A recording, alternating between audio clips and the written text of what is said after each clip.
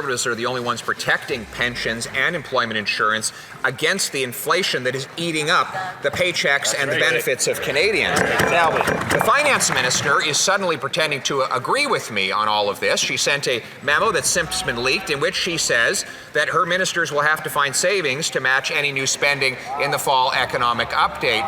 It's not clear whether the Prime Minister got the memo. He still wants to continue to pour inflationary fuel on the fire with more spending still. Will he listen to his finance minister, who's started to listen to Conservatives, and cap spending and taxes? The Right Honourable Prime Minister.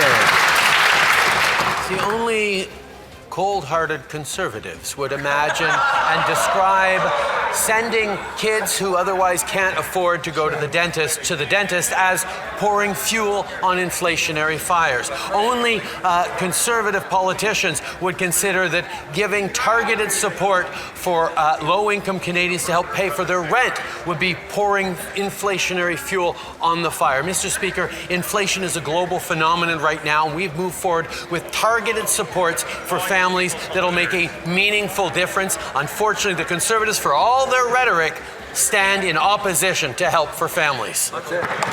The Leader of the Opposition. We stand in opposition to the policies that have sent 1.5 million Canadians to the food bank in a single month. We oppose a record credit card debt on which the Prime Minister's policies are now driving up interest rates. We oppose policies that have forced 1 in 5 families to skip meals because they can't afford food. And you want to talk about cold-hearted?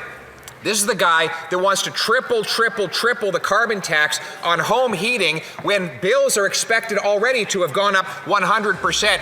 Why won't he cancel that cold-hearted plan and cap taxes? The Right Honourable Prime Minister.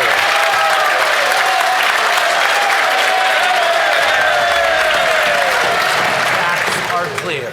The price on pollution returns more money to average families in the jurisdictions in which it applies than they pay out in pollution costs.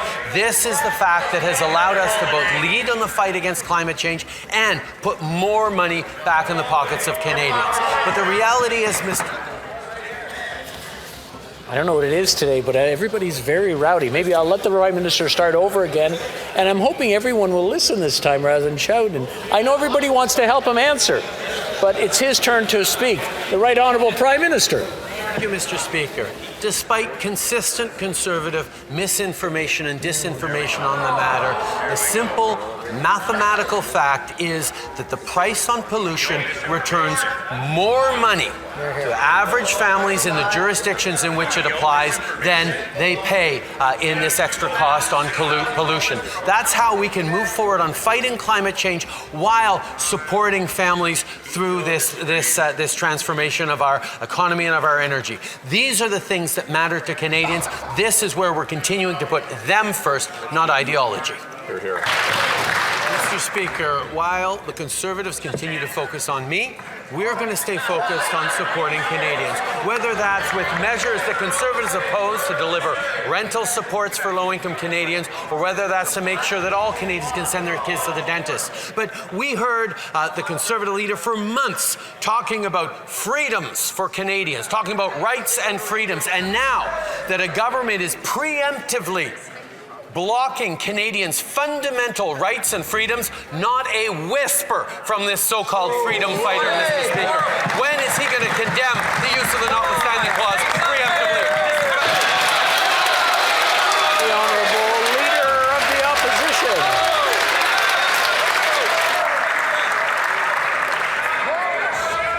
Nice try. Nice try. He's very clever. But here a moment ago, I asked who stayed in the $6,000 a room hotel, $6,000 a night hotel room. And he said that I was focusing on him. Well, I guess that we got our answer then. Well,